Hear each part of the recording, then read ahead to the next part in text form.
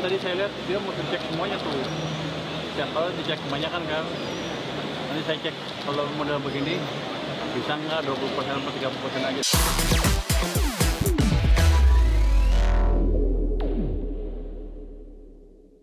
Menteri Keuangan Purbaya Yudi Sadewa melakukan inspeksi mendadak ke Pelabuhan Tanjung Priok. Purbaya mengecek pergerakan barang masuk terutama pada jalur hijau Kepabeanan. Dan sidak ini dilakukan guna memantau barang-barang impor yang harus sesuai dengan dokumen. Menteri Keuangan Purbaya Yudi Sadewa melakukan inspeksi mendadak ke tempat pemeriksaan fisik terpadu atau TPFT Kelas Segera Pelabuhan Tanjung Priok, Jakarta Utara, terutama pada jalur hijau Kepabeanan. Jalur hijau memang menjadi incaran Purbaya karena merupakan fasilitas khusus tanpa pemeriksaan. Sejak beberapa waktu lalu Purbaya menyatakan keinginan untuk mengecek jalur hijau dalam rangka memberantas barang ilegal impor yang masuk ke dalam negeri. Sidak ini dilakukan guna memantau barang-barang impor yang harus sesuai dengan dokumen. Menteri Purbaya mengecek satu persatu kontainer berisi pakan ternak impor asal Tiongkok. Selama meninjau, Purbaya memastikan kesesuaian dokumen impor pakan ternak dan vitamin ternak seberat 14 ton dan bernilai 1,24 miliar rupiah itu. Menurut Purbaya, pengawasan ini menjadi bagian dari upaya pemerintah dalam memperkuat sistem kepabeanan nasional. Yang tadi saya lihat dia mau cek semuanya tuh. Kalau dicek kebanyakan kan. Nanti saya cek kalau model begini bisa nggak 20% atau 30% aja di saya. Kalau semuanya kan lama dan biayanya besar juga. Purbaya juga menegaskan jalur pengiriman barang impor dipastikan aman dari praktik penyelundupan atau pelanggaran impor. Meski secara prosedur dan dokumen produk tersebut tidak bermasalah, produk tersebut masih harus dicek terlebih dahulu untuk memastikan kandungannya sesuai dengan yang didaftarkan. Tim Liputan, IDX Channel. Ya, Menteri Pertanian Amran Sulaiman menegaskan komitmen pemerintah mempercepat hilirisasi komoditas perkebunan strategis sebagai upaya meningkatkan nilai tambah produk dalam negeri dan kesejahteraan petani. Menurut Amran, hilirisasi kelapa dalam memiliki potensi ekonomi yang sangat besar. Menteri Pertanian Amran Sulaiman menegaskan komitmen pemerintah mempercepat hilirisasi komoditas perkebunan strategis sebagai upaya meningkatkan nilai tambah produk dalam negeri dan kesejahteraan petani. Menurut Mentan, langkah ini menjadi kunci besar dalam menciptakan lompatan ekonomi nasional dari sektor pertanian. Menurut Amran, hilirisasi kelapa dalam memiliki potensi ekonomi yang sangat besar. Saat ini Indonesia mengekspor sekitar 2,8 juta ton kelapa setiap tahun dengan nilai mencapai 24 triliun rupiah. Namun bila komoditas tersebut diolah menjadi produk turunan seperti santan atau coconut milk, nilai ekonominya bisa meningkat hingga 100 kali lipat. Rencana kita hilirisasi kelapa ini tidak dijual gelondongan ke luar negeri. Yang total nilainya, total volumenya 2,8 juta ton. Kemudian kita hilirisasi nanti itu dari kelapa dalam menjadi coconut milk. Jadi ini VCO, harganya bisa naik 100 kali lipat. Kalau 100 kali lipat, kita hitungan rata-rata saja, itu bisa menghasilkan 2.400 triliun. Katakanlah separuh saja, kali 50. Itu menghasilkan 1.200 triliun devisa. Selain kelapa, Kementerian Pertanian juga menargetkan hilirisasi gambir, di mana Indonesia saat ini memasuk 80% kebutuhan dunia. Amran menjelaskan gambir memiliki potensi luas untuk dikembangkan menjadi berbagai produk turunan seperti tinta pemilu, campuran sirih, hingga bahan dasar sampo. Tim Liputan IDX Channel. Ya, pemirsa, Kepala Divisi Hubungan Kelembagaan Perumbulok Epi Sulandari mengungkapkan Perumbulok memastikan stok beras nasional dalam kondisi aman dan siap untuk kebutuhan stabilisasi maupun bantuan pangan pemerintah.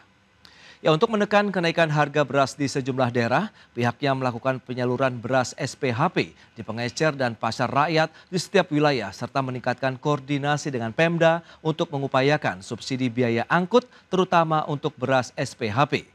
Epi mengungkapkan dalam menyalurkan beras SPHP, pihaknya masih menghadapi tantangan, diantaranya jumlah pengecer masih rendah, akses jarak gudang dengan pasar jauh, serta khusus untuk wilayah 3TP, kesulitan dalam distribusi beras. Meningkatkan penyaluran beras SPHP di pengecer dan pasar-pasar rakyat, meningkatkan koordinasi dengan Pemda, dan tadi sampaikan Pak Edi bahwa untuk daerah-daerah yang mengalami kesulitan dalam bidang logistik, kami merapat kepada Pemda untuk mengupayakan subsidi biaya angkut, terutama untuk beras SPHP, dan juga tetap melanjutkan gerakan pasar murah dengan instansi pemerintah, TNI maupun. Menjelang 1 tahun pemerintahan Prabowo, Menteri Sekretaris Negara Prasetyo Hadi mengakui banyak capaian positif yang berhasil dilakukan oleh pemerintah. Meski demikian, Prasetyo Hadi juga mengakui masih banyak hal yang perlu diperbaiki karena belum sempurna. Ya, pemerintah dipastikan akan terus melakukan evaluasi menyeluruh terhadap berbagai program dan kebijakan agar hasil kerja Kabinet Merah Putih semakin dirasakan oleh masyarakat.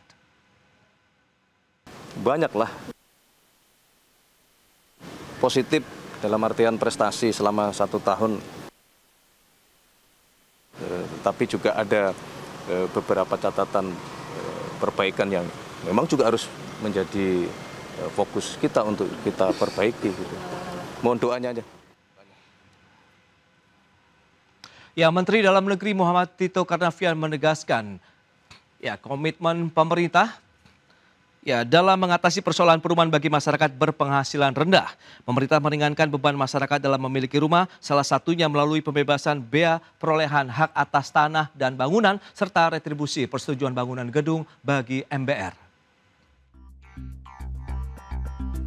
Menteri Dalam Negeri Muhammad Tito Karnavian menegaskan komitmen pemerintah dalam mengatasi persoalan perumahan bagi masyarakat berpenghasilan rendah.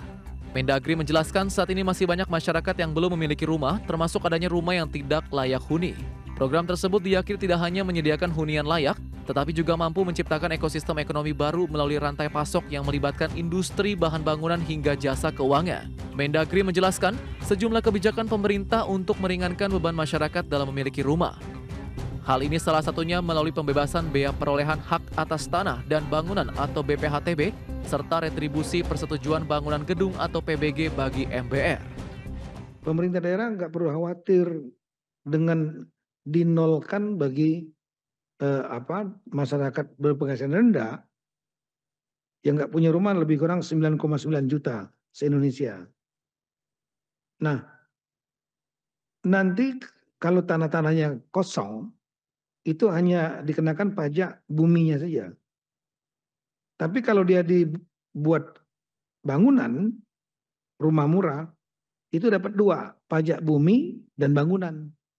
Jadi ngepur sekali, nggak bayar, tapi tahun depan dan seterusnya, yang punya rumah itu nanti akan membayar pajak bumi dan bangunan, sehingga menambah pendapatan asli daerah.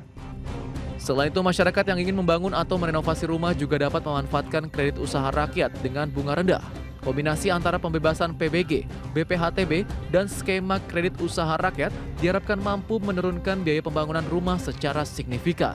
Tim Liputan IDX Channel. Ya, Kementerian Ketenagakerjaan berencana akan membuka lowongan magang batch kedua sebanyak 80.000 peserta mulai 17 November 2025. Para peserta magang akan mendapatkan uang saku senilai upah minimum kota dan kabupaten masing-masing daerah. Kementerian Ketenagakerjaan berencana akan buka lowongan magang batch kedua sebanyak 80.000 peserta mulai 17 November 2025. Pemerintah menargetkan peserta magang di tahun ini mencapai 100.000 orang. Program magang bagi lulusan baru perguruan tinggi ini nantinya tidak hanya akan mengisi di perusahaan swasta, namun juga di instansi pemerintah pusat seperti kementerian dan lembaga serta juga pemerintah daerah. Menteri Ketenagakerjaan Yasli mengatakan para peserta magang nantinya akan dapat uang saku senilai upah minimum kota dan kabupaten masing-masing daerah. Jadi kita berharap mereka kerja di situ dalam konteksnya adalah peningkatan kompetensi. Jadi istilahnya uang saku, ya. Tapi dalam bahasa realnya memang mereka mendapatkan kompensasi finansial, gitu ya. Besarnya adalah upah minimum, ya. Jadi bukan UMT, upah minimum. Jadi kota kabupaten. Kecuali kalau kota kabupaten tersebut tidak memiliki UMK, maka berlaku adalah UMP. Ya, Jakarta misalnya sebesar 5,3, 5,6 juta satu bulan. Itu adalah uang saku. Yasir memastikan hingga saat ini terdapat 105.000 peserta magang yang melamar ke berbagai posisi. Sementara untuk jumlah perusahaannya telah mencapai 1.147 perusahaan yang membuka lowongan magang melalui aplikasi Magangku. Penutupan pendaftaran peserta magang akan dilakukan hingga 15 Oktober 2025. Untuk selanjutnya masuk ke tahap seleksi hingga tanggal 18 Oktober. Dan peserta yang terpilih magang di perusahaan akan mulai magang batch pertama pada tanggal 20 Oktober hingga 19 April 2025. Dari Jakarta, Riki Anwar di Tim Liputan IDX Channel.